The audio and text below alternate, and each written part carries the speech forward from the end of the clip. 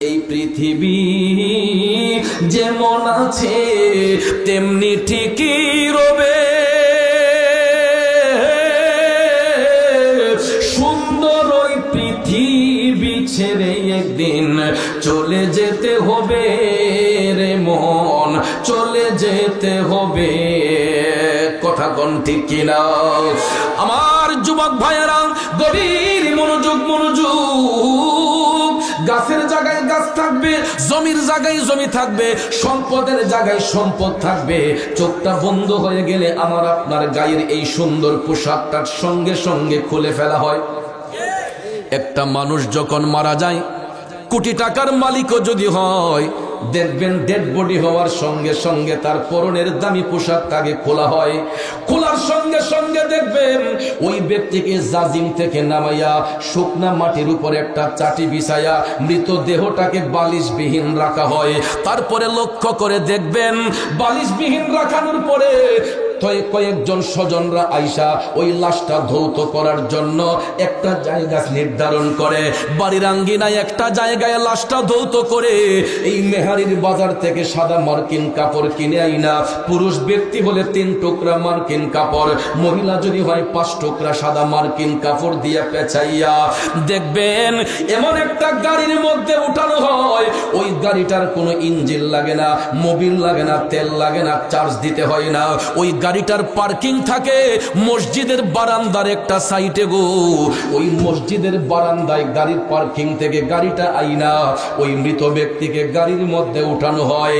সম্পদ ব্যাংকে পড়ে থাকে, বাড়ির সম্পদ বাড়ি থাকে, মাত্র 3.5 টুকরো সাদা মার্কিন কাপড় পইরা ওই ব্যক্তিকে ইঞ্জিনবিহীন গাড়ির মধ্যে উঠানো হয়। 4 জন ড্রাইভার, এদেরও কোনো তেল মোবিল লাগে না, 2 চাক্কার উপর ভর কইরা ওই 4 জন ড্রাইভার চারপাশে যাইয়া খাটিয়াটা ওই গাড়িটা কান্দের মধ্যে নিয়া গাড়িটাকে একটা স্টেশনে পৌঁছানো হয়।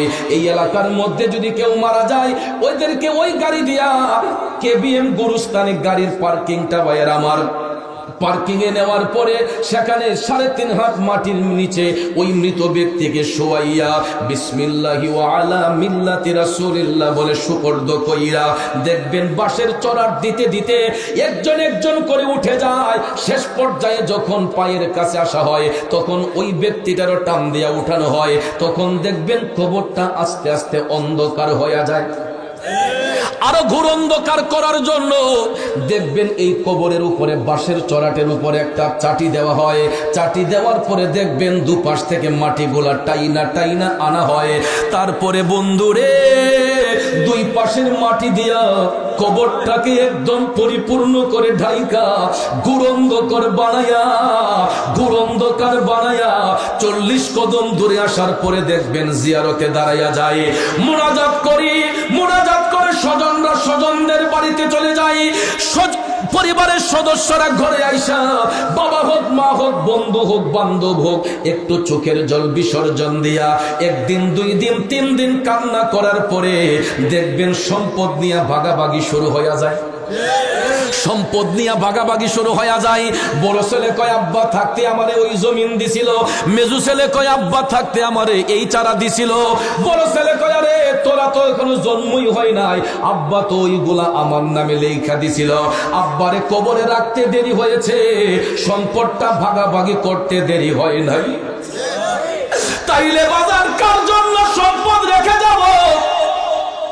সম্পদ যে রেখে যাবেন ওই সম্পদ নিয়ে তো সন্তানগুলা টানাটানি করবে। এই জন্য ভাইয়ের আমার, আল্লাহর হাবিব সাল্লাল্লাহু আলাইহি ওয়াসাল্লাম বলেছেন ওই ব্যক্তিটা আল্লাহর কাছে সবচাইতে দামি যেই ব্যক্তি সিনার মধ্যে ইলম অর্জন করে, কোরআনের জ্ঞান যেই ব্যক্তি অর্জন করে, আর দিনরাত 24 ঘন্টা যেই ব্যক্তি কোরআনের চর্চা করে।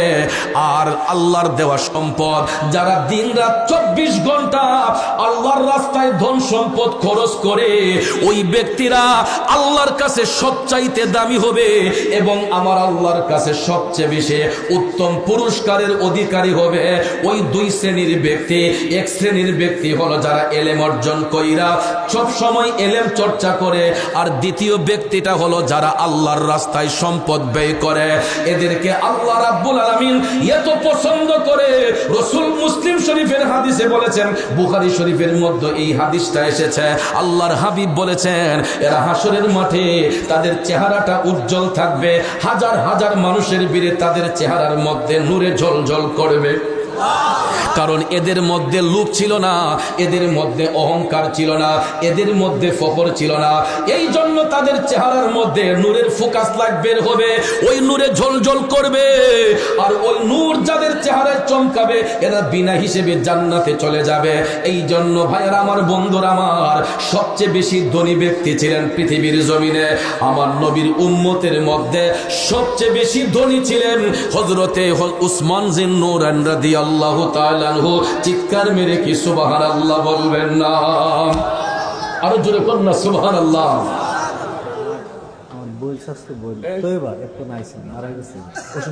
ইন্না লিল্লাহি ওয়া ইন্না ইলাইহি রাজিউন। এখানে মারা গেছে, ইন্না লিল্লাহি ওয়া ইন্না ইলাইহি রাজিউন। আমার আজকের যিনি সভাপতি আবুল বাশার সাহেবের বড় কন্যা, এই যে দেখেন বাস্তবতা, দেখেন বাস্তবতা, দেখেন সন্তানের কাঁধে পিতার লাশ বহন করা হয়, কিন্তু এমনও কিছু মুহূর্ত হয় পিতার কাঁধে সন্তানের লাশ বহন করতে হয়। এরে মেহারির বাবাজিরা দেখো রে, দেখো সভাপতি হইয়া মাহফিলে বসে আছেন, কিন্তু তার ঔরসজাত কন্যা এই মুহূর্তে মাহফিলে আইসা মৃত্যুর স্বাদ গ্রহণ করেছে। এই পৃথিবী যেমন আছে তেমনি ঠিকই রবে, সুন্দর ওই পৃথিবী ছেড়ে একদিন চলে যেতে হবে রে মন, চলে যেতে হবে। আমার বন্ধুরা রে, মৃত্যুটা কেমন জিনিস বাস্তবতার উদাহরণ নিয়ে যাও। প্র্যাকটিক্যালি প্রমাণ পাইছেন নি বাবা? মাহফিলে আসছে ওয়াজ শোনার জন্য, আসছে জীবিত হইয়া, এখন যাইতেছে লাশ হইয়া। এই জন্য এখানে যারা বসলাম রে, আমাদের হয়তো আজকের মাহফিল শেষ হইতে পারে কি পারে না। এই জন্য একটু মনোযোগ দিয়া বৈশা কিছু কথা শুনে যান ভাইয়েরা। এক সালেক মিয়া নামে আরেক ব্যক্তি সবসময় এখানে বসে থাকতো, পিসা গুজরের মুরিদ, এই বছর দুনিয়াতে নাই। এভাবে ভালোবাসার মানুষগুলা সবাই একদিন চলে যাব, কথা কোন ঠিক কিনা? সব কিছু বিলীন হয়ে যাবে, কিন্তু দুইটা জিনিস সব সময় অমর থাকবে, একটা হলো নেক আমল আর একটা হলো আল্লাহর পথে দান। সুবহানাল্লাহ কোন। নবীর সাহাবী হযরতে উসমান রাদিয়াল্লাহু তাআলা আনহু সবচেয়ে ধনাঢ্য সাহাবী ছিলেন। আমার নবীর উম্মতের মধ্যে সবচাইতে বড় ধনী সাহাবী ছিলেন হযরতে উসমান রাদিয়াল্লাহু তাআলা আনহু। বাবাজিরা আমার, সহিহ মুসলিম শরীফের মধ্যে এইভাবেই রিওয়ায়াত খানা এসেছে। একটু মনোযোগ। ইসলামের প্রথম যুগে যখন মুসলমানদের সংখ্যা খুবই কম ছিল, আমার মদিনার কামলিওয়ালা নবী সত্যের দাওয়াত যখন দিতে গেলেন, আরব গোত্রের মানুষের মধ্যে মদিনাবাসীর কাছে যখন রাসূল সত্যের বাণী দিতে গেলেন, তখন দেখা যায় ভাইয়েরা আমার, রোম সাম্রাজ্যে কিছু কিছু ব্যক্তি ছিল, এরা আমার মদিনার কামলিওয়ালা নবীরে বেশি বেশি কষ্ট দিত। ইসলাম বিদ্বেষী রোম সাম্রাজ্যের যারা ছিল, এরা দয়াল নবীরে বেশি বেশি কষ্ট দিত, মুসলমানদেরকে নির্যাতন করত। ইসলামের প্রথম যুগে রাসূল সাল্লাল্লাহু আলাইহি ওয়াসাল্লাম কালেমার দাওয়াত যখন দিতে যান, তখন ওই সমস্ত কাফেররা আমার নবীজিকে আঘাত করার জন্য ষড়যন্ত্র করে। নাউজুবিল্লাহ কোন। সত্যের দাওয়াতে দিতেন নবীজি। আমরা সত্যের দাওয়াতে দিলে আল্লাহ পাক রাজি, আল্লাহকে রাজি করে সঠিক প্রেমিক হও। নবী তুমি আমার হয়ে যাও, আমি তোমার তুমি আমার, আমি তোমার তুমি আমার, একবার কথা দাও নবী তুমি আমার হয়ে। খারাপ লাগতেছে ভাইরা, একটু মনোযোগ। ইসলামের প্রথম যুগে মুসলমানদের সংখ্যা কম। এই মুহূর্তে দেখা যায় কাফেররা ষড়যন্ত্র করে আমার রসুলকে আঘাত করার জন্য। যখন মায়ার নবী দয়ার নবী বুঝতে পারলেন, তখন ভাইয়ার আমার কাফেরদের ভিড়ে, যিনি কালেমা পড়ে কাফেরদের সেই সীসা ঢালা প্রাচীরের ভিড়ে, তাদের শক্তির ভিড়ে যিনি কালেমা পড়ে মুসলমান হয়েছিলেন, তিনি হলেন নবীর প্রিয় সাহাবী হযরতে উসমান যুন্নুরান রাদিয়াল্লাহু তাআলা আনহু, যিনি আমার নবীর কালেমা পড়ে মুসলমান হয়েছিলেন। এই জন্য ভাইয়ার আমার মায়ার নবী হযরতে উসমানকে খুব বেশি স্নেহ করতেন, মহব্বত করতেন। যখন ভাইয়ার আমার কাফেরদের অত্যাচার বেড়ে গেল, আমার মায়ার নবী দয়ার নবী সবাইকে ডাক দিলেন, দিয়ে বলতেছেন তাদের তো মোকাবেলা করতে হবে, শত্রুরা তো আমাদের পিছু নিয়েছে, আমরা তো এর প্রতিবাদ করতে হবে, মোকাবেলা করতে হবে। এখন মোকাবেলা যে করবেন, মোকাবেলা করতে গেলে তো অস্ত্র-শস্ত্রের প্রয়োজন আছে, কথা কোন ঠিক না ঠিক? কারণ মুসলমানদের সংখ্যা কম। তারপরও দেখা যায় অন্যান্য ধর্মের লোকেরাও এরা মুসলমানদেরকে ঘৃণার চোখে দেখে, মুসলমানদেরকে ঘৃণার চোখে দেখে এরাও চায় না মুসলমানরা বহির্বিশ্বে আগায়া যাক, এরাও দয়াল নবীরে কষ্ট দিতেছে। তখন আল্লাহর নবী মুসলমানের সংখ্যা কম হলো, সবাইকে ডাকলেন। আমার দিকে মনোযোগ। সবাইকে রাসূল ডাকলেন, ডাকার পরে বলতেছেন কাফেররা ষড়যন্ত্র করতেছে মুসলমানদেরকে কতল করার জন্য, হত্যা করার জন্য, যেইভাবেই হোক এদের মোকাবেলা করতে হবে। তখন আমার নবী, আপনার নবী রাহমাতাল লিল আলামিন নবী সমস্ত সাহাবায়ে কেরামকে ডাকলেন। ডাইকা রাসূল বলতেছেন, ও আমার সাহাবারা, আজকের এই দিনে যুদ্ধের মোকাবেলা করতে হবে। তখনকার যুদ্ধ যেটা হয়েছিল এটা মুতার যুদ্ধ। কিসের যুদ্ধ? মুতার যুদ্ধে আমার মায়ার নবী দয়ার নবী হযরতে উসমান রাদিয়াল্লাহু তাআলা আনহুকে একটা উপাধি দিয়েছিলেন। এই উপাধিটা হলো গানি। কি? গানি শব্দের উপাধি দিয়েছিলেন। গানি শব্দের অর্থ ধনবান ব্যক্তি। সেটা কিভাবে রাসূল দিলেন দেখেন। আমার রাসূল তখন গ্রীষ্মকাল ছিল, তো গ্রীষ্মকালে আরববাসীরা খুব অভাবের মধ্যে থাকতো।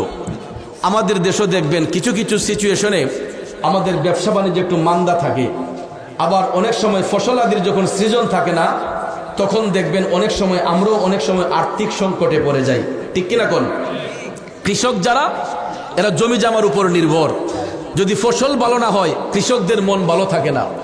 তো গ্রীষ্মকালে আরবীয়রা অভাবের মধ্যে থাকতো। তখন ওই মুহূর্তে মুতার যুদ্ধ সংগঠিত হবে। আমার মদিনার কামলিওয়ালা নবীজি ডাক দিলেন, ও আমার সাহাবারা, ইসলামের পক্ষে তোমরা দান সদকা করো। আজকের এই দিনে যে যত বেশি দান করবে, হাসরের ময়দানে আল্লাহ তাআলা তাকে দ্বিগুণ পুরস্কার প্রদান করবে। এটা নবীর মুখের কথা, এটা কোনো হুজুরের কথা নয়, এটা নজরুল ইসলাম আশিকি সাহেবের কথা নয়, এটা আল্লামা তাহিরি সাহেবের কথা নয়, এটা মুরাদ চৌধুরীর কথা নয়, এটা যুক্তিবাদীর কথা নয়। এ বন্ধু, এটা নবীজির জবান মুবারকের কথা। মুতার যুদ্ধ সংগঠিত হওয়ার পূর্বে আমার মদিনার কামলিওয়ালা নবীজি সমস্ত সাহাবায়ে কেরামকে দানের হাত প্রসারিত করার জন্য যখন বললেন, যদিও অর্থ সংকট ছিল, গ্রীষ্মকাল ছিল, অনেকের মধ্যে অর্থ সামর্থ্য নাই, তারপরও রাসূল যখন আহ্বান করলেন, যার যার অবস্থান থেকে সবাই দান করতে শুরু করলেন, আপন আপন সম্পদ থেকে সবাই দান করতে শুরু করলেন। করতে করতে দেখা যায় হযরতে উসমান রাদিয়াল্লাহু তাআলা আনহুর একটা কাফেলা বাণিজ্য করে আসছিল। সুবহানাল্লাহ কোন?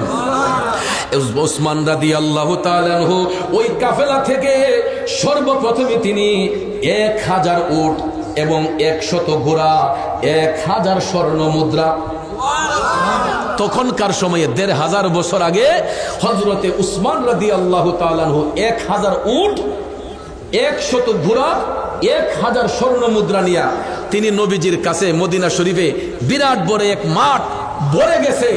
এই দৃশ্য দেখে আমার দয়াল নবী মুস্কি মুস্কি হাসতেছেন। নবী যার উপর খুশি হইয়া যায় তার জীবনে আর কিছু লাগেনি, কথা কোন লাগেনি। এই জন্য আসে কয় দুজাহানে কি যে হবে মোদের পরিচয়, প্রিয় নবীর গোলাম ছাড়া অন্য কিছু নয়, প্রিয় নবীর গোলাম ছাড়া অন্য কিছু নয়। ঠিক কিনা বলেন? তাইলে বলুন আমরা নবীর গোলামি চাই কি চাই না? কারা কারা চাই নিশিরাতে 2টা হাত তুলে দেখায়। আমার মনে হয় এর চাইতে মহিলা পুরুষ আছে বলে আমার মনে হয় না।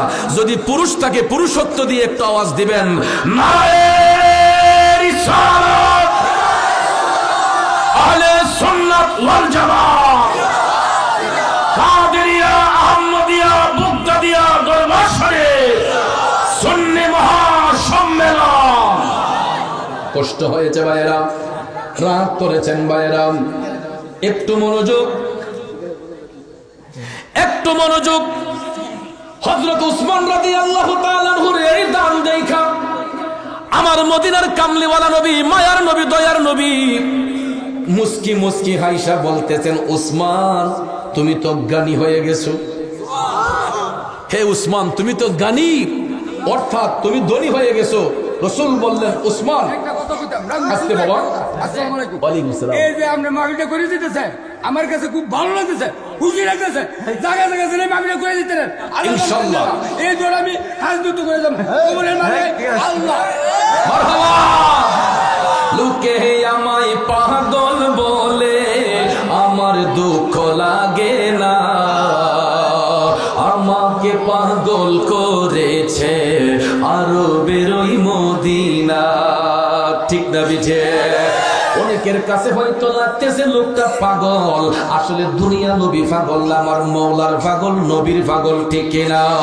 লোকে আমায় পাগল বলে তাতে দুঃখ লাগে না, আমাকে পাগল করেছে আরবের ওই মদিনা।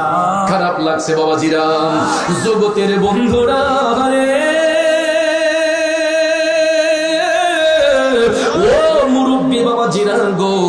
আমার সম্মানিত মা বোনরা যারা শুনছেন, মদিনার কামলিওয়ালা নবী এই কথা বলার পরে আল্লাহর হাবিব ডাক দিয়া কয়, উসমান, ও উসমান, এই দানের কারণে আল্লাহ তোমারে জ্ঞানী বানাইয়া দিছে, তোমাকে আল্লাহ ধনী বানাইয়া দিছে।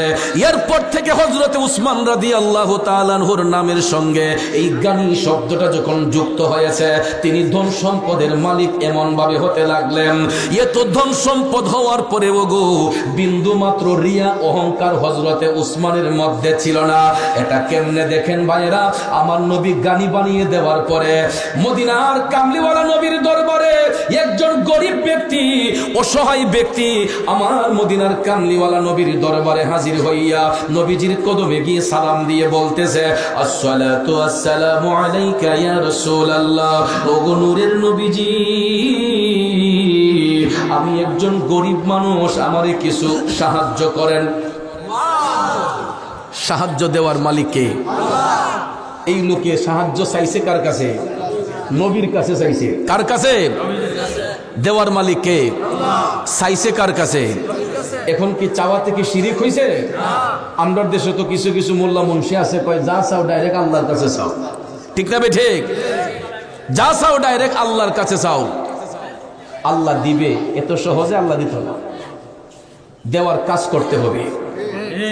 আর কাজটা হলো আমার নবীকে অনুসরণ করতে হবে, কারণ আল্লাহর সমস্ত কুদরতি ভান্ডারে যা কিছু আছে সবকিছু আল্লাহ আপন হাবিবের কাছে দান করে রাখছে। আরো জোরে কোন সুবহানাল্লাহ। গভীর মনোযোগ বাইরা, ওই লোকটা দয়াল নবীর কদমে যাইয়া বলতেছে, নবী গো, আমি গরিব মানুষ, আমাকে কিছু সাহায্য দেন। আল্লাহর হাবিব সাল্লাল্লাহু আলাইহি ওয়াসাল্লাম তাকে দিতে পারতেন কিনা? নবীর কাছে কোনো কিছুর কমতি আছে? অভাব আছে? তারপর আমার নবী দেখেন উম্মতের ঈমান কিভাবে রাসূল পরীক্ষা করে। রাসূল ওই ব্যক্তিকে বললেন যে আমি এই মুহূর্তে তোমাকে কিছু দিতে পারছি না, তুমি আমার উসমানের কাছে যাও। দেখেন ইমান কেমনে পরীক্ষা হয়। আমার দয়াল নবী ওই ব্যক্তিকে পাঠাইলেন হযরত উসমান রাদিয়াল্লাহু তাআলা আনহুর কাছে। ওই ভদ্রলোক হযরত উসমান রাদিয়াল্লাহু তাআলা আনহুর কাছে আসলো। আয়েশা দেখতেছে আমার ভাইয়েরা হযরত উসমান রাদিয়াল্লাহু তাআলা আনহু বালিমাখা খেজুর গোলাপ বালতির মধ্যে ধুইয়া ধুইয়া জমাইতেছেন। খেজুরের মধ্যে বালিমাখা, ওই বালিমাখা খেজুর গোলা হযরত উসমান পানি দিয়ে ধুয়ে ধুয়ে তিনি এই খেজুর গোলা জমায়া রাখতেছেন। তখন লোকটা আয়েশা কিছু না বইলা এই দৃশ্য দেখা, কারে উসমান তো খুব কৃপণ মানুষ, কইতে তো খুব বখিল মানুষ, নাউজুবিল্লাহ করুন। তার ধারণা হলো যেই বেটা বালি মাখা খেজুর গোলা জমাইতেছে এ বেটা নিজেই চলবো কেমনে, আমারই দিব কেমনে। তখন তার বিবেক এটা দিতেছে না যে উসমানের কাছে সে সাহায্য চাইবে। এই দৃশ্য দেখে এই ব্যক্তি চলে গেছে আবার রাসূলুল্লাহর কদমে গিয়ে বলতেছে, নবী গো, কার কাছে পাঠাইলেন? তে তো আমার চাইতে আরো বেশি কৃপণ। আমি তো মনে করি যে আমার চাইতে আরো বেশি কৃপণ, যে আমিও তো, আমার যদি এমন কিছু থাকতো আমিও ময়লা খেজুর পানির থেকে টুকাইলাম, নইলে আমি গিয়ে দেখি আপনার উসমানে খেজুর গোলা বালতির মাঝে মালি গোলা পরিষ্কার করে জমাইতেছে। আমার রাসূল মুস্কি হাসলেন, মুস্কি মুস্কি হাসা তাকে আবার বললেন, তুমি আমার উসমানের কাছে যাও। যুবক ভাইয়ের আমার, এই কথা বলার সঙ্গে সঙ্গে গো ওই ভদ্রলোক আবার উসমান রাদিয়াল্লাহু তাআলা আনহুর বাড়ির আঙ্গিনায় আয়েশা, সে দেখতেছে হযরত উসমান রাদিয়াল্লাহু তাআলা আনহু রুদ্রের মধ্যে তুলা শুকাইতেছেন। শিমুল তুলা ছিলেননি, তুলা, গাছের তুলাগুলা তিনি শুকাইতে দিয়েছেন হযরত উসমান। এগুলা যে জাল দিয়া যে ঢাইকা রাখছেন, দেখা যায় জালের ভিতরে ছিদ্র দিয়া তুলাগুলা উড়ে যাইতেছে। তখন হযরত উসমান উনি এইগুলা জমাইতেছেন। কি করতেছেন? ইনি জমাইতেছেন। এই দৃশ্য দেখে আই খাই খাই রে, তে তো আরো খারাপ, তুলা উড়ে যাইতেছে গা, সে কেমন বখিল, এই তুলাগুলা টুকাইতেছে আর এবার আমার সাহায্য দিলাই গো। সে এই দিনও বিশ্বাস করে না, ভাবছে যে উসমান রাদিয়াল্লাহু তাআলা আনহু তার চাইতে আরো বেশি গরিব, কৃপণ। সে কয়, যদি আমার তো এমন থাকতো জীবনে কি তুলা আমি টুকাইলাম হইলে, আমার তো এমন নাই দিকা, নাইলে থাকলে তো আমি ওইটা করলাম নইলে। উসমান গা তুলা টুকাইতেছে, এ গেছে গা নবীজির কদমে গিয়ে বলতেছি, ইয়া রাসূলুল্লাহ, সে তো খুব কৃপণ, উসমান তো খুবই কৃপণ। রাসূল বললেন, কি কয়? সে তুলা জাপ দিয়ে রাখছে, ইডা বাতাসে উড়াইতেছে, দেখা যায় ইডারে আবার টুকাইতেছে। আমার দয়াল নবী মুস্কি মুস্কি হাসতেছেন। সুবহানাল্লাহ কোন। যুবক ভাইয়ার আমার, ওই লোককে নবীজি আবার বললেন, তুমি আমার উসমানের কাছে আজকেও যাও। ওই ব্যক্তিটা হযরত উসমান রাদিয়াল্লাহু তাআলা আনহুর কাছে আসলো। আয়েশা দেখতেছে হযরত উসমান রাদিয়াল্লাহু তাআলা আনহু ওনার কর্মচারীদেরকে বকাঝকা করতেছেন। কারণ হলো এরা লেমের মাঝে যে সলিতা, কুপির মাঝে যে সলিতাটা, এই সলিতাটা বাড়াইয়া দিছে। তো সলিতা যখন বাড়াইয়া দেয় তেল একটু বেশি খরচ হয়, ঠিক না? এরা যখন সলিতা বাড়াই দিছে উসমানের কর্মচারীরা, তখন আগুন ধাউ ধাউ করে জ্বলতেছে, বেশি আলো হয়ে গেছে। তখন হযরত উসমান ওনার কর্মচারীদেরকে ধমক দিতেছেন যে তোমরা এত অপচয় করতেছে, কোনো এটা কমাইয়া দাও। হে আয়া এই বড় উপায় দিকে আলাইছে, শাহিদ আলাইছি রে, আলু যত হয় তত বালা। উসমান কেমন কৃপণ, শরীরটা দিকে একটু বাড়াই দিছে, এর লেগা তার এই কর্মচারীর বক্তাছে, আর এবারে আমারে দান করে লিব। সে ওই দিনও উসমান রাদিয়াল্লাহু তাআলা আনহুর কাছ থেকে চলে গেছে নবীজির কদমে গিয়া কয়, ইয়া রাসূলুল্লাহ, এত কৃপণ মানুষ আমার জীবনে দেখছি না। নাউজুবিল্লাহ কন্যা, যে আপনার উসমানে সলিতা দিকা বাড়াই দিছে, তার কর্মচারীরা এরা ধমকাইতেছে, এটা কে লাগে বাড়াই দিছে। আমার রাসূল মুস্কি হাইসা তাকে বললেন, তুমি আমার উসমানকে গিয়া সালাম দাও। সত্যি সত্যি আবার চতুর্থ দিন ওই ব্যক্তি উসমান রাদিয়াল্লাহু তাআলা আনহুর কদম মুবারকে আয়েশা সালামটা দেওয়ার সঙ্গে সঙ্গে হযরত উসমান সালামের জবাব দিয়া বললেন, ভাই একে একে 3 দিন আসলেন, একটা দিনও তো আমার সঙ্গে কথা বললেন না। আমি তো আপনাকে যখন তালাশ করি খুঁজে পাই না। আপনাকে তো অবশ্যই আমার দিনের নবী পাঠিয়েছেন। সে অবাক হয়ে গেছে। আপনি জানেন কেমনে? নবী যে আমারে পাঠাইছে আপনি জানেন কেমনে? আমার রসুল গায়েবের খবর দেনেওয়ালা, ঠিক না বে ঠিক? হযরত উসমান জানতে পারেন কি পারেন না? জানাইছেন কে? কারণ ইমানদাররা যখন ইমানের সংস্পর্শে থাকে তখন তারা আল্লাহর আরশ পর্যন্ত দেখার ক্ষমতা রাখে, ঠিক না বে ঠিক? গভীর মনোযোগ আমার ভাইয়েরা। হযরত উসমান রাদিয়াল্লাহু তাআলা আনহু বললেন, ভাই বলুন এবার আপনার কি প্রয়োজন? তখন কয় আমি রমিজির কাছে সাহায্য চাইতে গেছিলাম, রসুল বলেছেন আপনার কাছে আসতে। তখন হযরত উসমান বলেন, আমি আবার আপনাকে কি করতে পারি? তখন হযরত উসমান লক্ষ্য করে দেখলেন অনেক দূরে একটা সরু রেখা দেখা যায়। অনেকক্ষণ তাকিয়ে দেখতেছেন যে একটা উটের কাফেলা, সরু রাস্তার মতো একটা উটের কাফেলা আসতেছে। হযরত উসমান ওই ব্যক্তিকে বললেন, ওই যে একটা কাফেলা আসতেছে, আপনার কি দৃষ্টিগোচর হচ্ছে? কয় জি। তখন হযরত উসমান একটা কাগজের মধ্যে লিখে দিলেন যে আপনি এই কাগজটা সেখানকার সেনাপতি যিনি ওনার কাছে দিবেন, দিয়ে বলবেন সবচেয়ে বড় উট যেটা বা আপনি যেটা চয়েস করেন এবং এই উটের উপরে যেই সামান আছে প্রত্যেক এই উটের সামানাগুলো সহ এই উটটা আপনি নিয়ে চলে যাবেন। তখন এই কাগজ আতুলিয়া কয় বাপ রেজে বেটায় খেজুর টু হায় আর তুলা উইরা যায় আর সলতা বাড়াই দিছে দিকে ইয়ে কয় হে বেটা আমার উট দিয়ে লাইব। সে বিশ্বাস করে না। হযরত উসমান বললেন, নেন আমার লিখিতটা তাদের কাছে দিবেন। এখন সে কাগজটা হাতে লইয়া রাস্তা দিয়ে যাইতেছে, কয় আর কোনো কাম নাই, হেরা আমরা দিয়ে লাইব, এই কাগজ দিয়ে আমার কি হইব? তখন যাইতে যাইতে যাইতে কাফেলার কাছে গেছে, গিয়ে দেখতেছে প্রায় 1 থেকে 150 উট হবে, প্রত্যেকটা উটের পিঠের মধ্যে মালামাল। সুবহানাল্লাহ কোন উসমান তো বলেছেন সবচেয়ে বড় উট যেটা এটা তুমি নিবা, চয়েস কইরা কাফেলার উট যেটা সবচেয়ে বড় এটাই তুমি নিবা। এখন সে সন্দেহাতীত যে এর হতাশের মধ্যে পড়েই যে আমার তো দিত না, এরপরও দিকে উসমানের দোহাই দিয়া সে সত্যি সত্যি কইয়া দেখি গিয়া তখন এই কাগজ লইয়া গেছে কাফেলার সামনে, গিয়া সেনাপতিরে ডাকছে, কই কাগজটা নেন। এখন লেখা দেখি তো সেনাপতিও বুঝছে যে এটা উসমানের লেখা, ঠিক না ঠিক? কয় তাইলে আপনি কোনটা চয়েস করেন?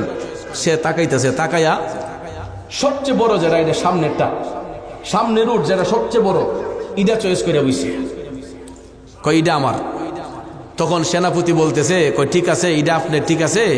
এখন আমাদের ইয়ে হলো প্রথম সারির উট, এটা যেই রাস্তা দিয়ে হাঁটে এটা যদি আপনি নিয়ে যান তাহলে বাকি যে উটগুলা এটার পিছন ধরে বোকা, সবগুলা উট এটার পিছন ধরবে, কারণ এটা তো যেই লাইনে যাইব সবাই এটার অনুসরণ করে, কারণ নেতা যেমন যায় ফাতি নেতারা তো এই দিক দিয়ে যাব, কথা ঠিক না বেটি?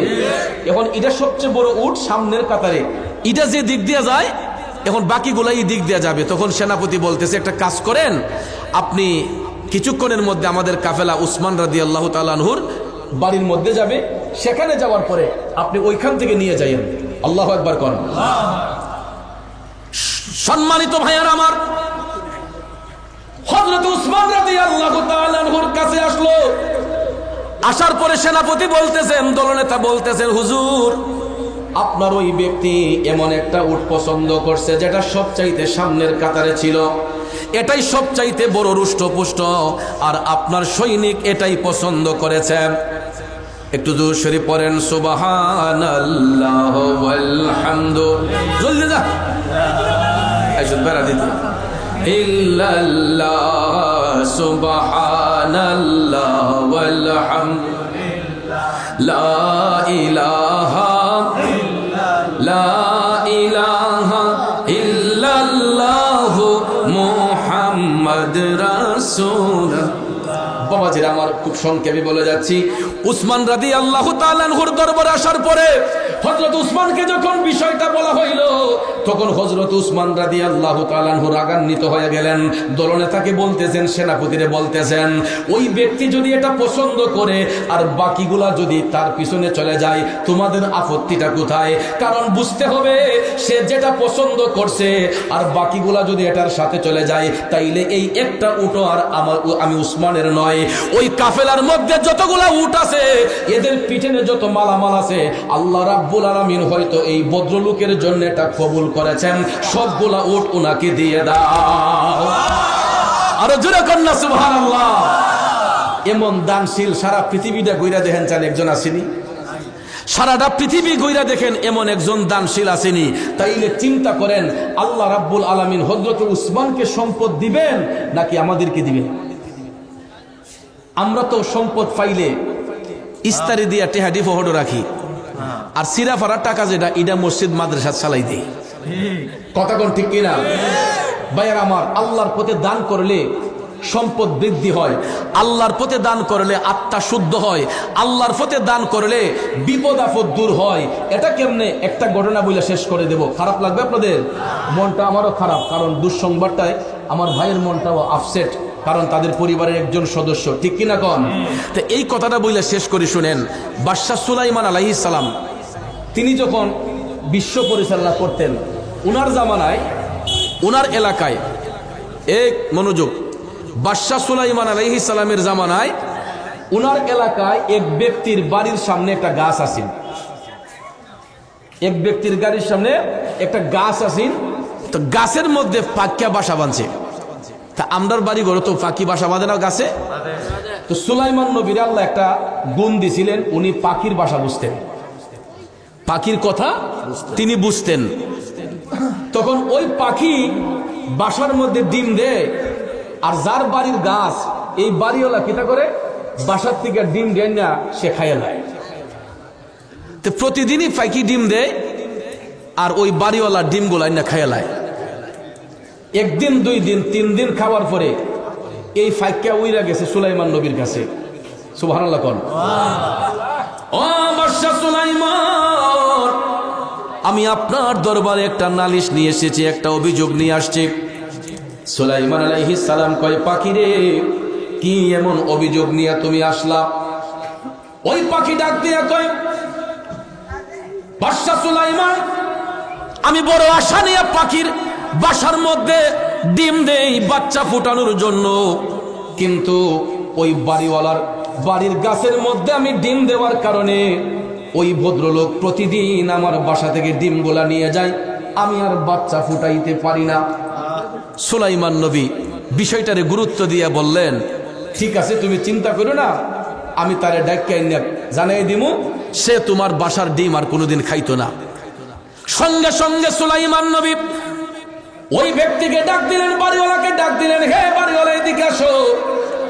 আসার পরে তিনি বলতেছেন, তুমি যে পাখির বাসা থেকে ডিম পাইরা খেয়ে ফেলো, পাখি তো বড় আশা নিয়ে বাসার মধ্যে ডিম পারে বাচ্চা ফুটানোর জন্য, পাখি তো বড় কষ্টে আছে, তুমি তার ডিমগুলা খেয়ে ফেলো। আজকের পর থেকে তোমাকে জানাইয়া দিলাম, তুমি আর তার বাসা থেকে ডিম আইনা খাইও না। তখন লোকটা বলল, ঠিক আছে, আমি খাইতাম না। কয়াশাইরা সুলাইমান আলাইহিস সালামের কাছ থেকে যখন আসছে, তখন বাড়িতে আবার পরে তার তো নজর গাছের উপরে। কথা কোন ঠিক কিনা? তার নজর গাছের উপরে, যে পাখির ডিম ফাললে খাই দিব। সুলাইমান নবী কইছে, সমস্যা কি? এখন দেখা যায় দ্বিতীয় দিন আবার এই পাখি ডিম দিছে বাসার মধ্যে, কিন্তু সে আইনা ডিম গুলা খাইয়া ফেলে। পাখি আবারও ব্যথিত হইয়া সুলাইমান নবীর কাছে আসলো, হুজুর, আপনি কেমন বিচারক, কি বিচার করলেন? এই ব্যক্তি তো আমার বাসা থেকে আজকেও ডিম নিয়ে খেয়ে ফেলছে। তখন সুলাইমান নবী বিষয়টা গুরুত্ব সহকারে বুঝতে পারলেন। সঙ্গে সঙ্গে সুলাইমান আলাইহিস সালাম একটা জিনকে ডাক দিলেন। ডাক দেওয়ার সঙ্গে সঙ্গে জিন আইসা হাজির হয়ে গেল। হাজির হওয়ার পরে সুলাইমান নবী জিনকে ডেকে বলতেছেন, তুমি একটা কাজ করতে হবে। কই হুজুর, কি কাজ? তখন জিনকে সুলাইমান নবী বললেন যে এই পাখি বাসার মধ্যে ডিম দেয় খুব আশা নিয়া বাচ্চা ফুটানোর জন্য, কিন্তু বাড়িওয়ালা বাসা থেকে ডিম গোলাই না খাইয়া ফেলে, সে আর বাচ্চা ফুটাইতে পারে না। হুজুর, আমি কি করতাম? তখন জিনকে সুলাইমান নবী বললেন, সে যদি আজকে গিয়ে আবার গাছের মধ্যে উঠে, তুমি গাছের উপর থেকে হেরে এমন একটা আশার দিবা যাতে হে আর কোনোদিন গাছ বাইতে না পারে, আর কোনোদিন যাতে গাছ বাইতে না পারে। জিন কয়, হুজুর ঠিক আছে, আমি আপনার আদেশ পালন করব। সত্যি সত্যি সত্যি পরের দিন জিন গিয়া গাছের মধ্যে বসে আছে। এবার ওই ব্যক্তি পাখির বাসা থেকে ডিম আনবে, প্রস্তুত নিচ্ছে। এমন সময় দেখা যায় গাছে ওঠার আগ মুহূর্তে তার দরজার সামনে একজন ভিক্ষুক আইসা ভিক্ষার জন্য হাঁক দিছে। তখন ওই ব্যক্তি ঘরের মধ্যে ঢুইকা ভিক্ষুককে কিছু খাবার দিছে। কি দিছে? ভিক্ষুককে কিছু খাবার দিছে, পেট ভরাইয়া কিছু খাওয়াইছে। খাওয়ানোর পরে ওই ভিক্ষুকের হাতে আবার কিছু অনুদান দিছে, সম্পদ দিছে, কিছু দান সৎকার করছে ভিক্ষুকরে। করার ফলে এই জিন সে এখান থেকে পলায়ন করছে। তখন ওই ব্যক্তি আবার গাছের মধ্যে ওইটা পাখির বাসা থেকে ডিম আইনা খাইয়া ফেলছে। পাখিটা আবার উড়ে উড়ে সুলাইমান নবীর কাছে আইসা কই, বাদশা সুলাইমান, আমি আর কত সহ্য করব? আপনি কেমন বিচার করলেন? আপনি না জিনকে আদেশ করলেন, কিন্তু দেখা যায় আজকেও সে আমার বাসা থেকে ডিমগুলা নিয়ে খেয়ে ফেলছে। এই কথা শোনার পরে সুলাইমান নবী পাখির মুখের কথা শুই না রাগান্বিত হইয়া জিনকে ডাক দিলেন, হে জিন, তুমি কোথায় আসো তাড়াতাড়ি। জিন সঙ্গে সঙ্গে হাজির হইয়া গেল। সুলাইমান নবী জিনকে বলতেছেন, তুমি করলা কি? তোমারে বললাম কি, তুমি করলা কি? তোমাকে না বলছিলাম তাকে গাছ থেকে আছাড় দিয়ে ফালানোর জন্য, ধাক্কা দিয়ে ফালানোর জন্য, তুমি এই কাজ করো নাই কেন? তখন জিন বলতেছে, হুজুর, আমি যখন গাছের আগার মধ্যে বসে আছি, ওই ব্যক্তি যখন গাছের মধ্যে উঠবে, আমি তাকাইয়া দেখলাম তার দরজার সামনে একজন ভিক্ষুক ভিক্ষার জন্য হাত দিছে। ওই ব্যক্তি ঘর থেকে ভিক্ষুকরাই না কিছু খাবার দিছে, আবার তাকে কিছু দান করছে। আর ওই মুহূর্তে সঙ্গে সঙ্গে ভিক্ষা দেওয়ার ফলে সে যখন গাছে উঠবে, আমি যখন তাকে ধাক্কা দেব, পূর্ব এবং পশ্চিম প্রান্ত থেকে দুইজন ফেরেশতা আইসা আমার এমন একটা ধাক্কা মারছে হুজুর, আমাকে পৃথিবীর এক প্রান্ত থেকে আরেক প্রান্ত নিয়ে ফালাইয়া দিছে। ওই কথাটা সুলাইমান নবী শোনার সঙ্গে সঙ্গে বাড়িওয়ালাকে ডাক দিলেন। ডাক দেওয়ার পরে তিনি বলতেছেন, হে বাড়িওয়ালা, তুমি একাধারে অন্যায় করেছিলাম, পাখির বাসা থেকে ডিম খাইছো, আমি না করার পরও খাইছো, আমি তোমাকে আজকে এমন শাস্তি দিলাম হইলে, আমি তো জিনকে নির্দেশ দিয়েছিলাম তোমাকে ধাক্কা দিয়া গাছ থেকে ফেলার জন্য, কিন্তু তোমার নসিব বড় ভালো, তুমি গাছে উঠার আগ মুহূর্তে তোমার দরজার সামনে ভিক্ষুক আসছিল, তুমি ভিক্ষুকরে ভিক্ষা প্রদান করেছিলে, তাকে কিছু টাকা দিয়েছিলে, যেই কারণে আল্লাহ রাব্বুল আলামিন তোমার এই দানকে পছন্দ করছে, কবুল করছে। এই জন্য দুইজন ফেরেশতা জিনকে ধাক্কা দিয়া পৃথিবীর এক প্রান্তে ফেলে দিয়েছে। যে ওই ব্যক্তি বাড়িওয়ালা যখন এই কথা শুনলো, সে টপ টপ করে চোখের পানি চাইরা কান্না শুরু করে দিল যে এত বড় বিপদ, আমি ভিক্ষুকরে সামান্য খাবার দেওয়ার কারণে এত বড় বিপদ থেকে আমার আল্লাহ আমারে বাঁচাইয়া দিছে। ওই বাড়িওয়ালা টপ টপ করে চোখের পানি ছেড়ে কান্না শুরু করে দিয়া বলতেছে, হুজুর, ও বাদশা সুলাইমান, আমি ওয়াদা করতেছি আজকের পর থেকে আমি কোনোদিন শুধু এই গাছ নয়, অন্য কোনো গাছ থেকেও পাখির বাসায় ডিম দিলে আমি আজকের পর থেকে কোনোদিন পাখির বাসা থেকে ডিম আইনা খাইব না। জোরে জোরে কি সুবহানাল্লাহ বলবেন না? বাবাজি, দানের ফজিলত আছে না নাই? আমি আপনি তো এরকম অন্যায় করি না? বহু অন্যায় জীবনে করছি। ভিক্ষুকরে সামান্য ভিক্ষা দেওয়ার কারণে, তাকে একটু পেট ভরে খাওয়ানোর কারণে ওই বাড়িওয়ালা এত বড় বিপদ থেকে বেঁচে গেল। তাইলে বোঝা গেল আল্লাহর পথে যারা খরচ করে, আল্লাহর পথে খরচ করলে আল্লাহ বিপদ মুক্ত করে। কথা কোন ঠিক কিনা? এটার বাস্তব প্রমাণ আমি নিজে, বাস্তব প্রমাণ আমি নিজে। আমি আমার অবস্থান থেকে শুধু আমি এই এলাকায় নয়, প্রত্যেক এলাকায়, আমার নিজের এলাকায় আমি আমার ব্যক্তিগত তহবিল থেকে আমি দানের হাত প্রসারিত রাখি আমার সামর্থ্য অনুসারে। মুমিন ভাই, কথা সত্যি না? এটা আমি নিজেকে জাহের করার জন্য নয়, ফখরিয়তের জন্য নয়, কারণ এটা আমার কাছে আজকে আছে, কালকে নাও থাকতে পারে। আমার কাছে এখন ৫,০০০ টাকা আছে, কেউ যদি আমার কাছে সাহায্য চায় আমি এখান থেকে ১,০০০ টাকা দিয়ে দিই। আমার যার সঙ্গে যারা চলাফেরা করছে এরা কতটুকু আমাকে চিনতে পেরেছে আমি জানি না, কিন্তু আমি ওই হাদিস শরীফগুলাকে ফলো করি। হাদিস শরীফগুলা চোখে পড়ে দেখি সম্পদ আল্লাহর দেওয়া আমানত। আজকে যদি আমি কোটি কোটি টাকার সম্পদ রেখা যাই, 2 দিন পরে আমার ফুলাপানি তালিয়া ঝগড়া করব। কথা কোন ঠিক কিনা? এই জন্য ভাইয়ের আমার, অনেকে কো হুজুর টেহাগুলা কিতা করেন, এত টাকা রুজি করে কি করেন? ভাই, যেই রাস্তায় আয় এই রাস্তায় আবার খরচ হয়। যার আয় যেমন ব্যয়টাও এরকম, কথা কোন ঠিক না ঠিক? যেই ব্যক্তির আয় যেমন তার ব্যয়টাও এই রকম। এই জন্য ব্যয় করতে গিয়া কৃপণতা করবেন না, আবার খরচ করতে গিয়া অপচয় করেন না। অপচয়কারীকে আল্লাহ পছন্দ করে না। হযরত উসমান রাদিয়াল্লাহু তাআলা আনহু ওনার কর্মচারীদেরকে বকলেন কেন? এরা অপচয় করছিল, যে আল্লাহ দিছে দিকে আমি এটা অপচয় করব না। অপচয়কারীকে আল্লাহ পছন্দ করে না। আপনার প্রয়োজনের তাগিদে যেটা প্রয়োজন সেটা আমরা খরচ করব, সেটা আমরা এই ব্যবহার করব, কিন্তু প্রয়োজন ব্যতি রেখে ওভার এক্সেস কোনো কিছু ভালো নয়, কথা কোন ঠিক না বেঠিক? তাইলে বাজান, দান দুই প্রকার, একটা হলো সাধারণ দান আর একটা সদকায়ে জারিয়া। সাধারণ দান আর একটা সদকায়ে জারিয়া। আল্লাহর পথে যারা দান করে, যেমন মসজিদ, মাদ্রাসা, এতিমখানা, মাহফিল, এবারে খানকা, এইগুলাতে যারা মুক্ত হস্তে দান করে, এই দান সম্পর্কে রাসূল হাদিস শরীফে বলেছেন যে, বুখারী শরীফের হাদিসে আমি যেটা আগে বললাম, যে দুইজন ব্যক্তিকে, দুই শ্রেণীর মানুষকে আল্লাহ তাআলা হাসরের ময়দানে পুরস্কৃত করবেন। এক শ্রেণীর মানুষ হলো যারা এলেম অর্জন করে আর দিন রাত 24 ঘন্টা এলেমের চর্চায় মগ্ন থাকে।